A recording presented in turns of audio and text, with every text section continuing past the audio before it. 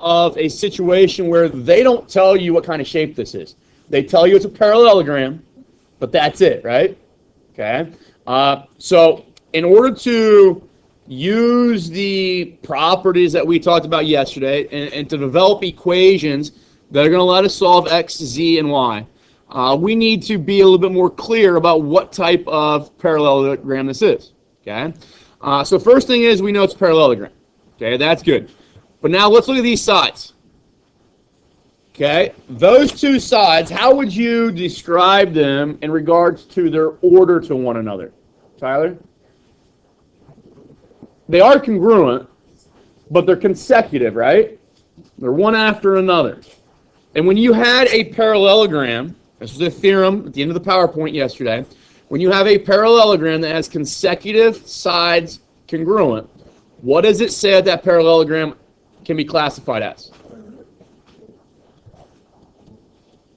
A rhombus, right? The idea is. This is an open. Thank you. Yep. All right. So if we notice the parallelogram, this is the logic that we have, and in the description, this is where you got to pay attention to. They use the word parallelogram, right? You can't just look at this thing and go about trying to solve it. You have to use the verbal descriptions they give you. So we know it's a parallelogram. So what do you know about opposite sides for a parallelogram? They're the same. So if this one has one mark in it, doesn't this one have to have one mark in it if they're the same? And if this one has one mark in it, doesn't this one have to have one mark in it? Yep. Okay, so now all four of them collectively have one mark in them, right? Saying then that all four of them are the same, right? Meeting then the definition of a rhombus, correct? Okay, so the first thing is we know it's a rhombus. Say again?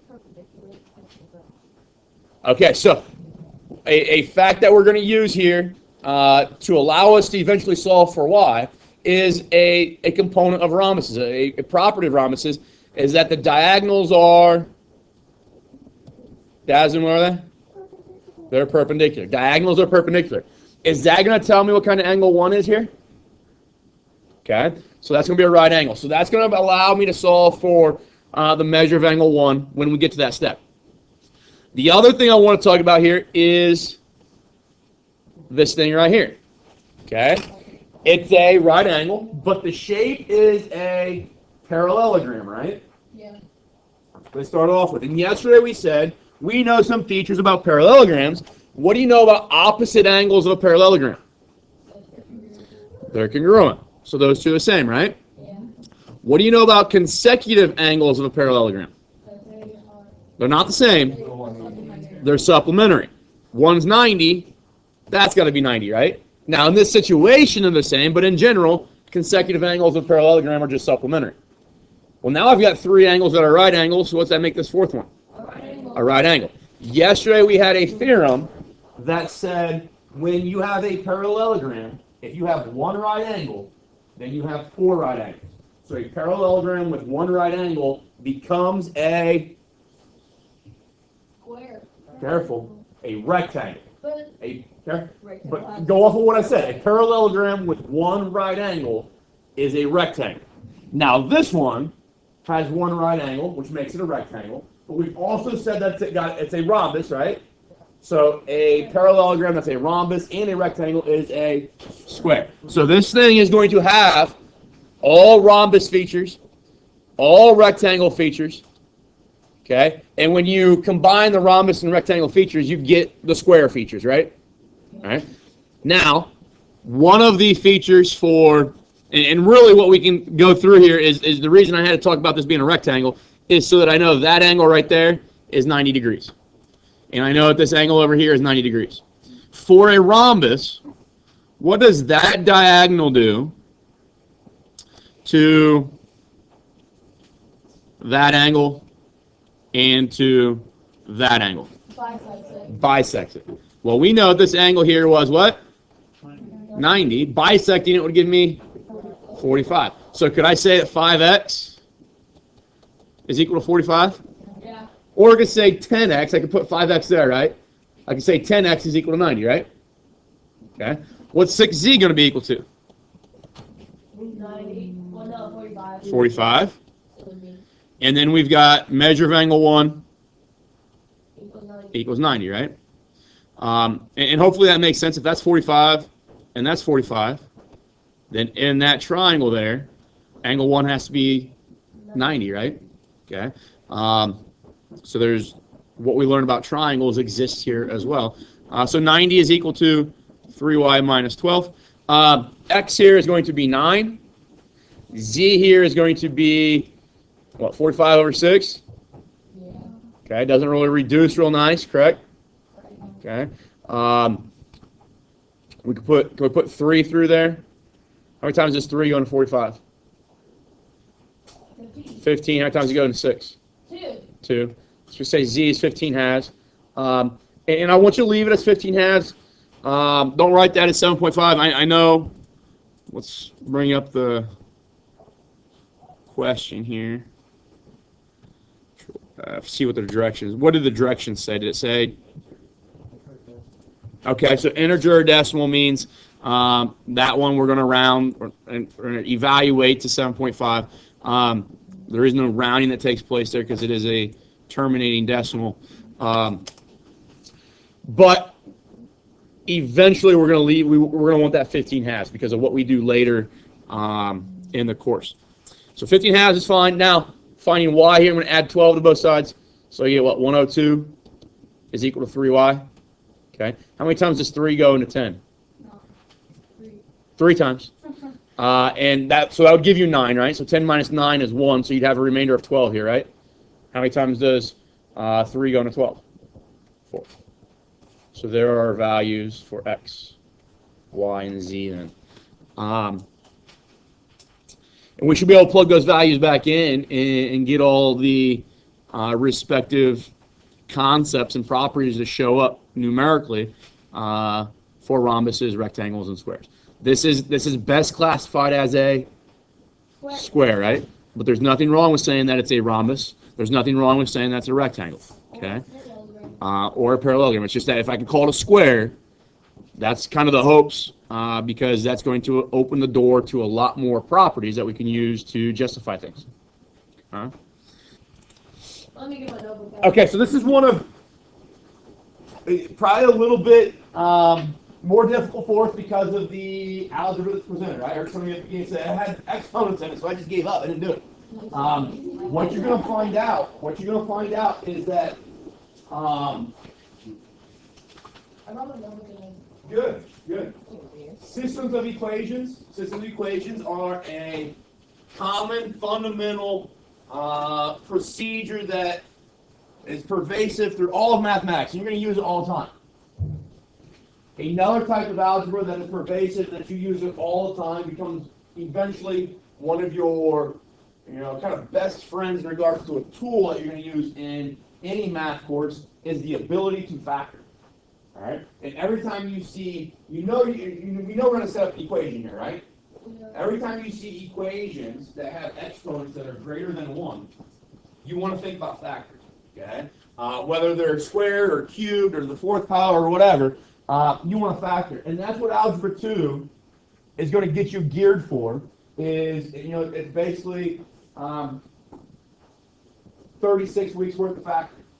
Okay, when you take college algebra, it's 18 weeks of factoring. Okay, and we learn different techniques, and we use it in different places. So it's not strictly just factoring, but you practice it. You develop those skills a little bit better. Okay, my hopes are that when you get into those courses, you can at least factor these types of things. Because this was Algebra 1, which I know a year ago, maybe over a year ago. Now it's probably exactly a year ago that you kind of really started factoring. Okay, probably about this time last year after Christmas, you start factoring in Algebra 1. But we need to set the equation up. In Algebra 1, the equation is already decided for you. You just start working, right? Yeah. If we read the directions for this question, it says this is a rhombus. Okay? And now it's talking about that angle right there and that angle right there, right? Yeah. What do you call this segment for your rhombus? A bisector. Careful. Bisecting is a action that is occurring with that thing. But what do you call that? A diagonal. Okay? So a diagonal bisects that angle, right? You see the difference? Okay? So that diagonal is an angle bisector, but for the rhombus, we call it a diagonal. So if it's a rhombus, we should know that first it's a parallelogram, right? So would you agree that those two angles are the same? If it's a parallel, the blue angles, if it's a parallelogram.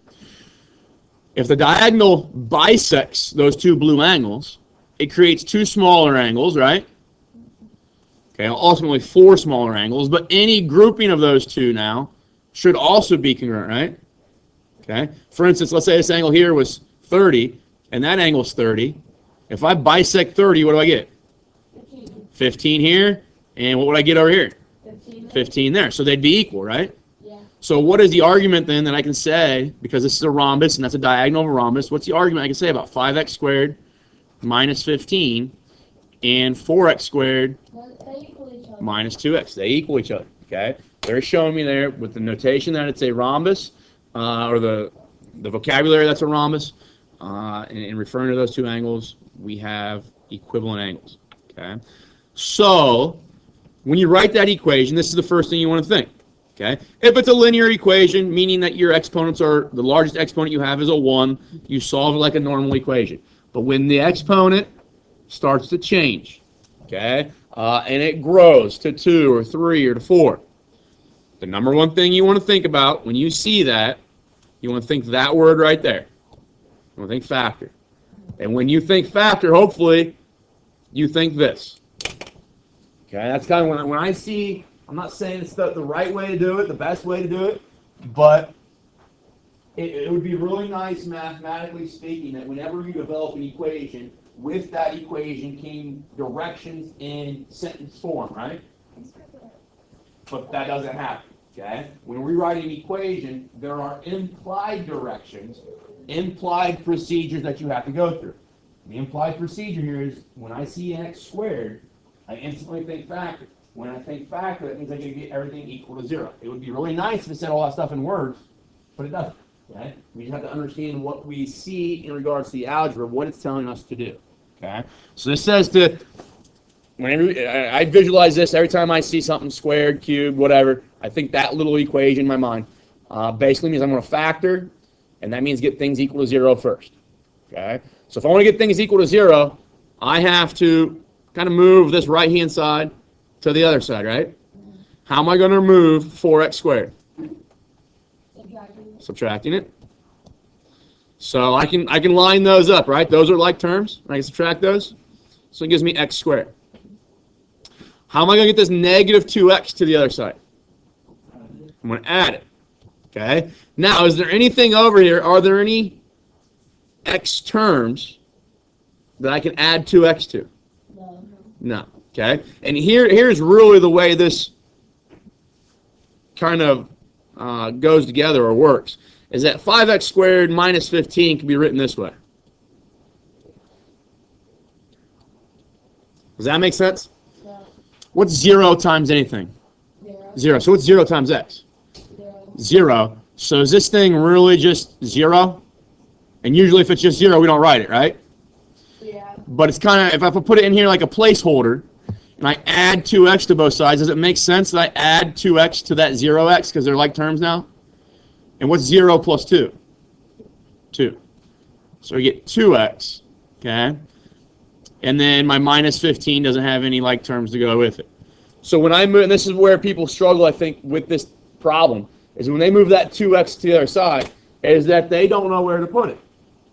Well, you just attach it, you do the implied addition, and attach to x squared minus 15 because there's no like term to put it together with. Does that make sense? Okay. And that's just not just for that 2x. If there was, any other monomial over like an x cubed or an x to the fourth, or even if they're constants, if there's no like terms on the other side, then you just write out the implied addition or subtraction that should be occurring. Okay. So now, when we set that up, you've got some options, okay? And you guys probably know a couple things about factoring. The first thing about factoring is it's kind of you guys know what a hierarchy is? Okay? A hierarchy is kind of a level or a set of steps that you kind of look at and think about. It's an ordering of things. Okay, so the hierarchy of factoring, the first thing you want to do is see if there's a GCF. GCF stands for greatest common factor. Is there something out of every one of those things that I can divide out evenly? In this case, no. Okay. Sometimes there will be, sometimes there won't be. If there's not, that's good because it makes the problem a little bit easier. The next thing you want to do is if your A coefficient is equal to 1, which that's that coefficient right there. If that's equal to 1, you want to think about what we call, I'm going to call it the product sum technique or product rule, product sum rule, whatever you want to call it. But essentially means that I'm going to find two numbers that multiply together to give me that and add up to give me that coefficient. Okay? And that's kind of the number one thing that you guys did with factoring last year. You every once in a while did what we call the A times C method, and we'll get to some of those examples later on. But the default that will always work, you guys remember the quadratic formula?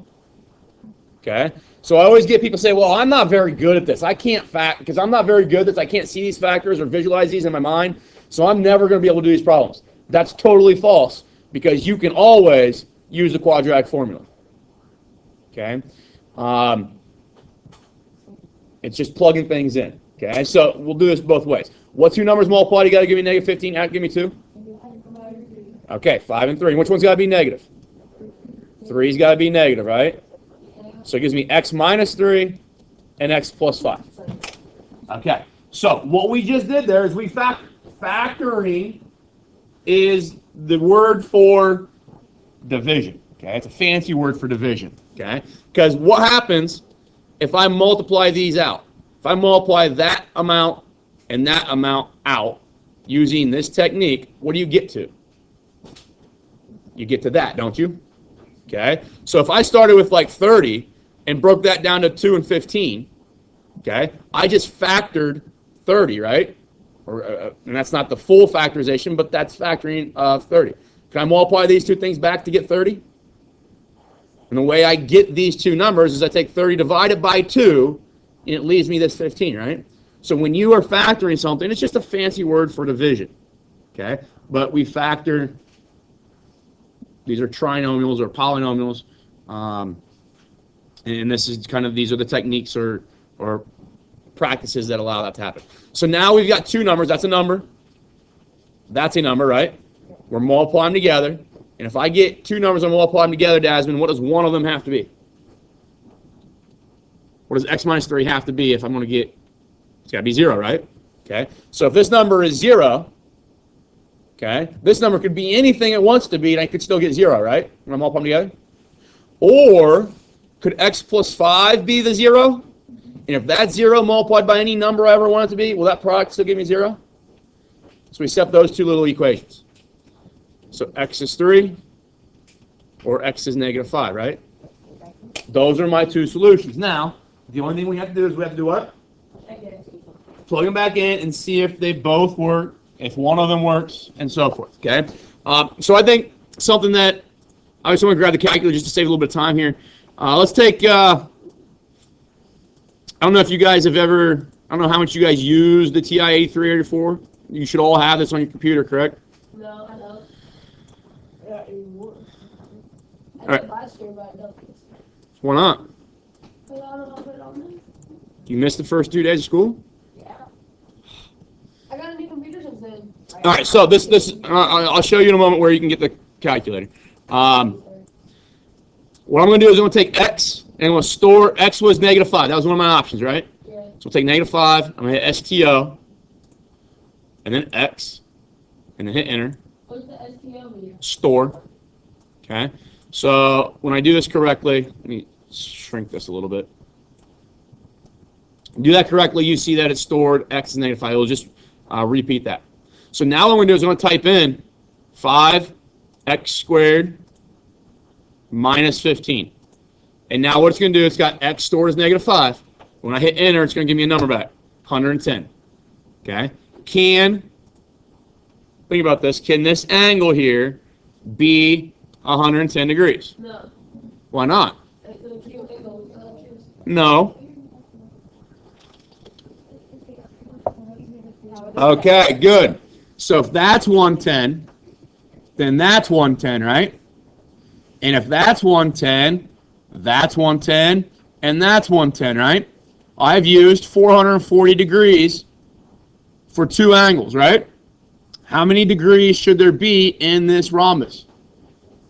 360. So -5 does not work. Okay? Now somebody said they were cute. Just because they look cute doesn't mean they are cute, right? I mean, Tyler looks cute, but he's not cute, right? All right. How does he look cute? Oh my goodness. Tyler though, like, Yeah, you got a it's problem. always Tyler. All right, so I'll take over that. if I want to try this with 3, okay, I'm going to hit 3 STOX, hit enter, and I'll type in the 5x squared minus 15, and it gives me 30, which is drastically smaller than the 110, right? So if this is 30, that's got to be 30, that's got to be 30, that's got to be 30, and we've used 120 degrees, so is there leftover then for that angle there and that angle there? Okay, so this is where I would take this question on a test or where a quiz might ask this question, or maybe in a course exam asks you to go a little bit further. What if I asked you, what is this red angle here? Do you know its measurement?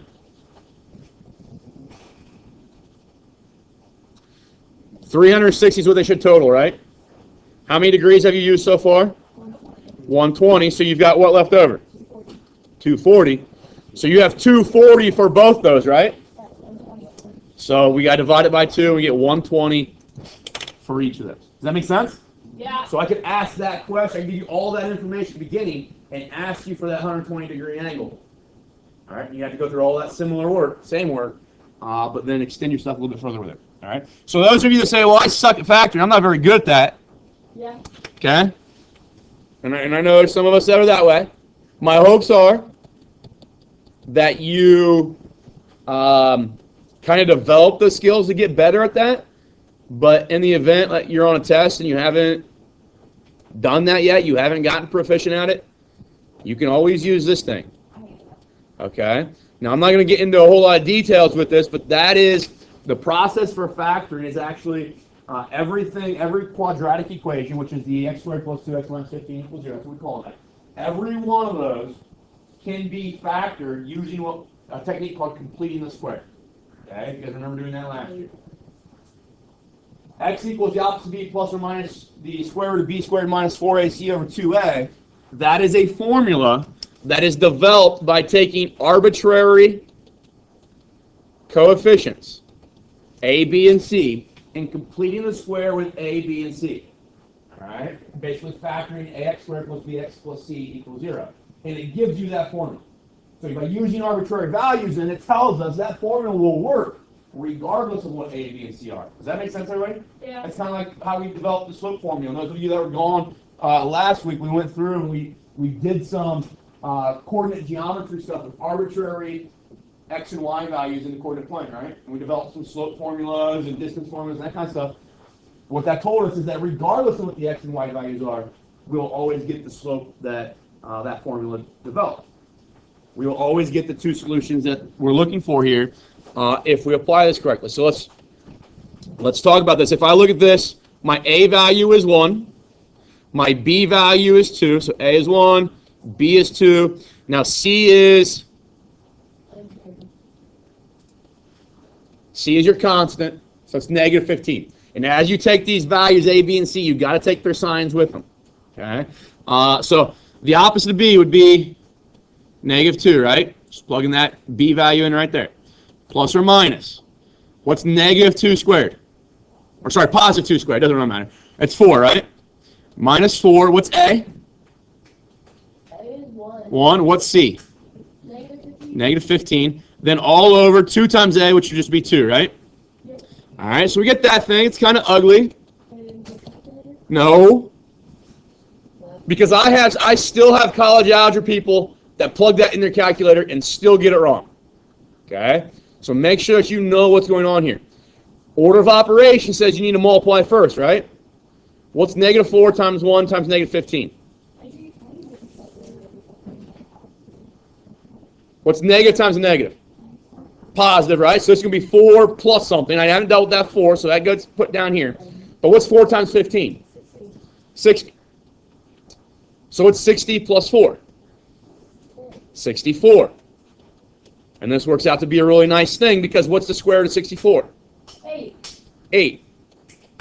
So now, okay, I have to deal with this numerator first. What's negative 2 plus 8? 6. Divided by 2, right? Or I have negative 2 minus 8. What's negative 2 minus 8? Negative 10, right? Divided by 2. And I heard someone say 3. That was me. And then negative 5, right? 4. Were those the same exact two solutions that we used or we found when we factored? Yeah. Yes. Is that process maybe a little bit longer? Yeah. But it doesn't always get you the answer. Yeah. Yeah. Okay? So if you can't see the factors, you don't know two things to multiply together to give me something, and add up to give me the middle term, that's fine. You can always plug things in, okay, to that formula. But now when you plug things into that formula, where were we? It incorporates us to understand, please excuse my dear Aunt Sally, right? My order of operations, okay? So the trade-off is, here, maybe I can't figure out what those factors are, so I turn to this, and now it incorporates more order of operation stuff. Where if I can learn these factors, it avoids those order of operations, right? Yeah. Okay. And a lot of times in mathematics, when we have multiple approaches to something, there should be a trade-off somewhere. Okay. What am I more comfortable with? Okay. Maybe I'll use that approach because the trade-off is aligned with what I'm comfortable with. Okay. The hopes are because of how much you guys are going to factor. You can take it from Zach. Zach has been through all the courses you've been through. Do you factor a lot? Okay, so factoring becomes one of the staples of mathematics throughout every single course that you take beyond this. Okay, if it wasn't, guess who would not teach it to you? You would still teach it. No, I wouldn't. I don't provide you with anything that you don't need. I'm not going to waste your time and my time. Okay, so I'm giving you all the stuff that you're going to need some point throughout high school and college. Now, all right, so we'll do another one here. It's the same picture, right? So it's going to be 8x squared. Okay. So now you're going to move everything over to one side, right? Do a little bit of foreshadowing here, because you have options. You can move that to the left, or you can move that to the right, correct? What do you like your coefficients to be? Positive. Positive. So let's move the 7x squared that way, right? Yeah. So I subtract those, it gives me x squared, right? 1x squared. What do I do with this negative 5x? Add it, so it's going to give me positive 5x over here, right? Because there's no other like terms over on this side to add it to. Is there anything to combine with that negative 14? No, so it just stays negative 14, right? And we get 0. All right? So now, think of two numbers that multiply together give you negative 14. Now think about this. If it's a negative product, can they both be negative? No. Can they both be positive? No. So they have to alternate, right? Yep. Okay? And they have to add the 5, right? Yep. So what are those two numbers? 7 and negative 2. 7 and negative 2. Okay? So we have x plus 7, And then x minus 2. equals 0. Okay, so then a lot of times people do shortcuts. They say, okay, if this is the case, I know that it's called the zero product property. That if I got two numbers multiplied together and I get 0, one of them or both of them is 0 themselves. So they instantly go, well, x is equal to what here? 0. Negative 7. Negative. And then this one would be x is positive 2, right? Then we just have to check. Okay? Well, think about this. Just thinking, not even calculating anything. If I take negative 7 and square it, what do you get? 49, right? You take 49 and multiply it by 8. That becomes a very large number, right? Okay, so it's about 200, correct? Now, if I take that 200 and I start multiplying it 4 times, am I going to exceed the number of degrees I'm allowed to have in that shape? So I can check -7 real quick, doing a little bit of mental math, but that's not going to be an answer. Okay? I tried 2, though. 2 squared is 4 times 8 is 32, right? 32 minus 14 is 18. 18, okay, angle measurement? Yeah. Yeah, okay. And I plug it into 7x squared minus 5x. It should do that as well. 2 squared again is 4 times 7 is 28. Minus then 10 is still 18. Okay? So we should, when we do check our answers, we should plug them into every expression to make sure that they do give us positive numbers in every one of those situations. But that's how you would approach that factoring situation. Okay.